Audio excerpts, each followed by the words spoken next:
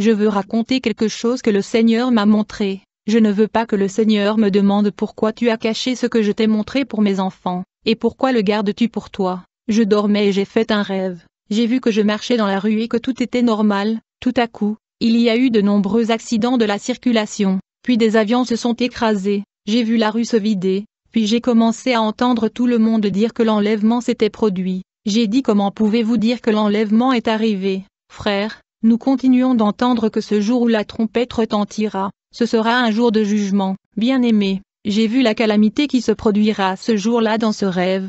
J'ai vu des foules de gens courir à gauche et à droite. C'était la confusion, tout le monde n'arrêtait pas de parler des personnes qui ont disparu. J'ai entendu une femme dire que j'étais avec mon enfant mais il a disparu comme ça. Les gens ont dit que c'est l'enlèvement dont la Bible parle dans le livre de l'Apocalypse, et c'est enfin arrivé. Quand j'ai entendu des gens parler comme cela, je refuse de croire que cela s'est produit. J'ai dit non, je ne peux pas croire que cela se produise. Les gens ont dit que vous devez croire que c'est l'enlèvement qui est écrit dans la Bible. Les gens sont allés dans l'enlèvement mais nous sommes laissés ici, nous sommes restés sur cette terre. J'ai dit, vraiment, comment se fait-il que je reste ici si c'est l'enlèvement? Non, je ne peux pas rester. Ce n'est pas vrai, mais j'ai vu toutes les calamités, désastres et troubles qui se passera quand le Seigneur viendra chercher son épouse. Il était même difficile de se déplacer dans les boulevards à cause des multiples accidents de la circulation sur la route. Je marchais et je déniais ce que je voyais. J'ai dit: Seigneur, est-ce vraiment l'enlèvement, mon Dieu? Qu'ai-je fait pour manquer l'enlèvement et rester ici? Pourquoi suis-je resté? Je marche dans ta crainte. Pourquoi suis-je ici? À ce moment j'ai entendu la voix de l'Esprit me dire: ne crains pas, mais va entrer dans ce bâtiment-là devant toi. Quand le Saint-Esprit m'a parlé, j'ai dit: ce n'est pas l'enlèvement, car nous entendons que l'Esprit de Dieu ne sera pas là pour l'Église lorsque l'enlèvement ne se produira. Mais pourquoi l'Esprit de Dieu me parle-t-il? Je ne pense pas que ce soit l'enlèvement. Alors j'ai vu beaucoup de gens pleurer parce qu'ils avaient raté l'enlèvement. J'ai commencé à les calmer, en disant que ce n'est pas l'enlèvement, ne pleure pas. Le fait que l'Esprit de Dieu me parle n'est pas l'enlèvement. Selon la prédication des temps de la fin, nous avons entendu que le Saint-Esprit quittera la terre avec les croyants emmenant l'Église au royaume de Dieu. J'ai entendu l'Esprit dire à Adeline: allez au bâtiment que je vous montre. Quand j'ai atteint le bâtiment, je suis entré et j'ai vu 2 enfants pleurer parce que leur mère était ravie et ils ont été laissés derrière. L'Esprit dit à Adeline: emmène ces enfants avec toi. Je les ai pris et j'ai commencé à les calmer alors qu'ils continuaient à pleurer. Maman, j'étais triste. Dans la rue, les gens n'arrêtaient pas de se lamenter et de dire que l'enlèvement s'était produit. J'ai dit: pourquoi vous dites que l'enlèvement s'est produit? Ces enfants ne seront pas laissés derrière si l'enlèvement se produit vraiment, car les enfants monteront dans l'enlèvement. À ce moment-là, l'Esprit Saint a dit: Adeline, arrête de dire aux gens que ce n'est pas l'enlèvement parce que c'est l'enlèvement. J'ai dit: quoi? Si c'est vrai que l'enlèvement s'est produit, pourquoi suis-je laissé derrière? Quel est le péché qui m'a empêché de me monter? Et pourquoi tu me parles? Tu aurais dû quitter la terre. Le Saint-Esprit n'a pas répondu à ma question. Je continue à me déplacer avec les 2 enfants dans la rue. Je passais un bâtiment quand j'ai entendu des enfants pleurer à l'intérieur de l'ascenseur. J'ai pensé que je devais faire quelque chose.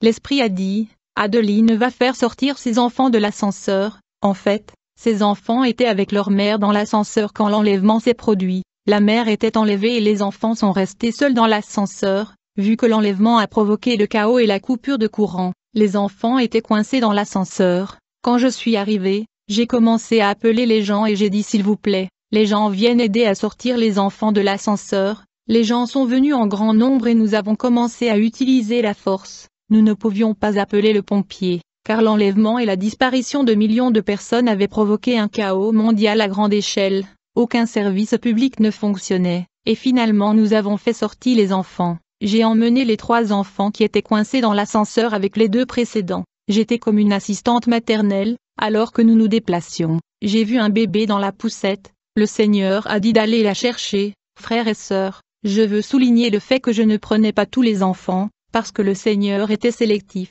Il ne m'envoyait pas prendre tous les enfants, et donc il avait aussi des enfants qui pleuraient, mais j'ai dû les ignorer par instruction du Seigneur. Je ne les avais pas pris, pas parce que le Seigneur m'avait dit non. Alors que je continuais à me déplacer la rue, j'ai vu que les enfants que j'ai ramassés dans toute la ville étaient maintenant calmes, ils ne pleuraient plus, ils ont construit un lien avec moi et se sentaient en sécurité avec moi. Alors que nous continuons à avancer, j'ai vu d'autres enfants, leurs parents ont été ravis, mais ils ont été laissés derrière et ils pleuraient sans cesse, et j'étais sur le point de les prendre. Le Seigneur a dit: non Adeline, ne les prends pas. J'ai dit: Seigneur, ils pleurent. Le Seigneur a dit non, alors que nous continuons à avancer. J'avais beaucoup d'enfants avec moi, je me demandais comment vais-je m'occuper de tous ces enfants. Le Seigneur me dit, Adeline, va dans cette maison-là, il y a des enfants là-bas, leur père et leur mère ont été enlevés dans l'enlèvement mais ils sont laissés derrière et ils pleurent. J'y suis allé et je les ai pris alors qu'ils pleuraient, j'ai rencontré plus d'enfants quelque part et ils étaient 3. Mais le Seigneur m'a dit, vous n'en prendriez que 2, vous laisserez le plus petit d'entre eux. J'ai été surpris que le plus petit d'entre eux pleure mais le Seigneur choisissait parmi les enfants et en ignorant certains, c'était terrible de voir des enfants pleurer laissés par le parent. Enfin j'ai rencontré mon mari, j'ai dit chérie l'enlèvement a eu lieu, nous avons manqué l'enlèvement, il a dit oui nous l'avons manqué, mais le Seigneur m'a dit de venir ici car tu as beaucoup d'enfants avec toi, et que je devrais t'aider. J'ai dit à mon mari comment se fait-il que l'enlèvement s'est produit et que nous sommes laissés pour compte mais Dieu nous parle à vous et à moi. Le Seigneur a dit, arrêtez de débattre, il reste plus des enfants, allez les chercher. Quand nous avons fini de récupérer tous les enfants, nous les avons conduits à l'endroit indiqué par le Seigneur et leur avons dit de ne pas sortir, nous reviendrons pour vous. Puis je me suis réveillé, je dis Seigneur quel est le sens de cela, un rêve de l'enlèvement où je suis laissé. Mais Dieu me parle et m'envoie prendre des enfants mais en laissant d'autres enfants. J'essayais de comprendre le sens de cela quand j'ai entendu la voix audible du Seigneur.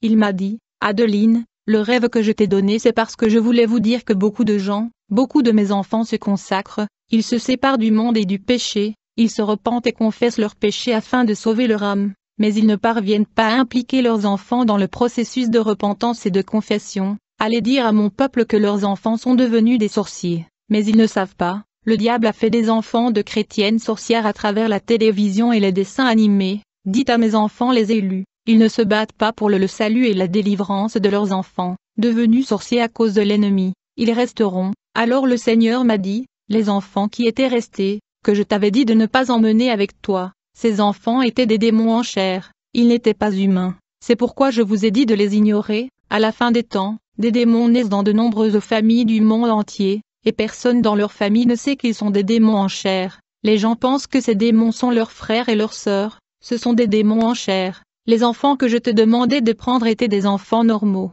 mais ils étaient initiés à la sorcellerie. Je voulais te montrer comment ces enfants de chrétiens qui sont des sorcières vont manquer l'enlèvement, ils ont été laissés errants, sans aucun parent, ce sera difficile pour eux, c'est pourquoi je voulais dire à mes enfants de prier sérieusement pour leurs enfants et qu'ils doivent jeûner. Les enfants sont innocents. Ils sont nés innocents, mais l'ennemi et ses agents dessins animés et de bandes dessinées ont réussi à initier ces enfants innocents à la sorcellerie par le biais de la télévision. Adeline entend mon avertissement, tout enfant qui a de la sorcellerie n'entrera pas dans mon royaume. Tout petit enfant, tout petit ou bébé qui a de la sorcellerie n'entrera pas dans mon royaume, car il est taché par la sorcellerie. De nombreux parents qui ont donné naissance à ces enfants, ils se sont repentis et ont cherché le salut pour eux-mêmes en ignorant leurs enfants. Ils seront sauvés parce qu'ils se sont repentis. Leurs enfants ne seront ni sauvés ni enlevés parce que les parents n'ont pas inclus leurs enfants dans le plan de bataille pour hériter du royaume des cieux. Dites au croyant qui est venu à moi et renonce à sa vie pécheresse vivant dans la vérité,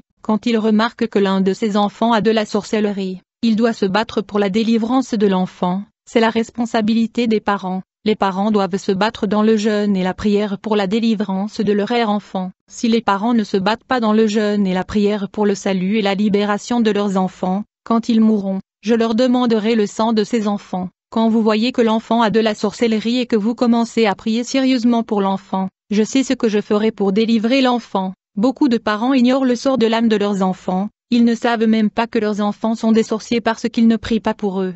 Ils ne se battent que pour eux-mêmes ignorant que le sang de leurs enfants est sur leurs mains. Ils manqueront le royaume de Dieu parce que les parents sont mieux placés pour prier et sauver l'âme des enfants. Beaucoup de parents ne le font pas. Le Seigneur a dit beaucoup ces derniers temps se confessent et renoncent pour sauver leurs âmes et je suis heureux, mais leurs enfants sont laissés à eux-mêmes. Je vous ai donné ce rêve pour que les parents se rendent compte qu'ils doivent prier et se battre pour les enfants dans la prière. C'est plus facile pour les pères de sauver les enfants quand ils sont résolus. Mais ils doivent se préoccuper et s'inquiéter pour l'âme de leurs enfants.